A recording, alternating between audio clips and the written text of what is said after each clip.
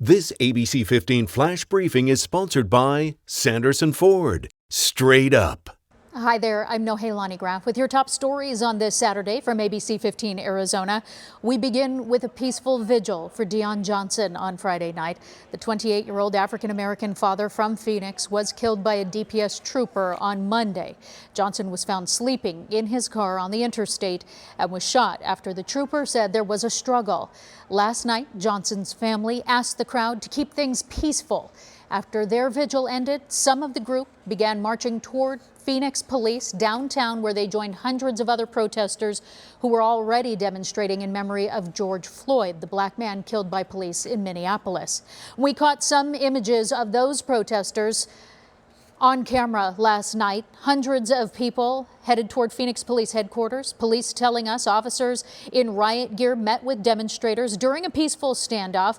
But around midnight, things started to get more out of control. People started throwing bottle rockets and causing damage to nearby buildings.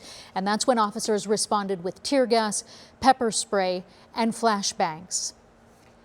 Now to the other big story gripping the nation, the coronavirus, as our state reports the highest single-day increase in cases since the pandemic began. Another 700 cases added to that total on Friday, which now stands at nearly 18,500 since this all began.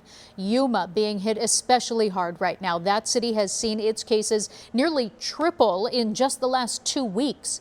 As for COVID-19 hospitalizations, new data from the state does show the number of patients has continued to peak almost daily. However, officials say the recent increase is due in part to back-filed data.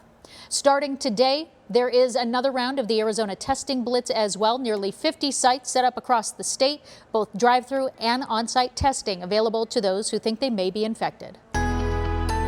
This accurate forecast, dangerous heat once again today across the valley in southern Arizona. That excessive heat warning continues through Sunday evening for the Maricopa County area, Pinal and Pima counties, and stretching on down to southern Arizona. We also have an ozone high pollution advisory in effect for this afternoon. So if you have asthma, COPD, any breathing difficulties, you'll want to limit your time outside. Not as hot as we saw on Friday, but still dangerous heat today as we top out at 108, tomorrow 109, and the winds really pick up on Sunday, 5 to 10 miles an hour with gusts up to 20 miles an hour in the valley.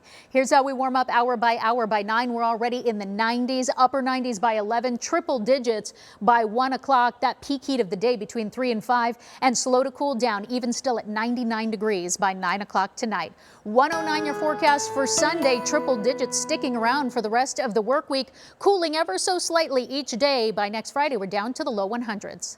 For the latest headlines, weather, and traffic, we're always updating our website, abc15.com, or we invite you to download our free ABC 15 app. Make it a great day.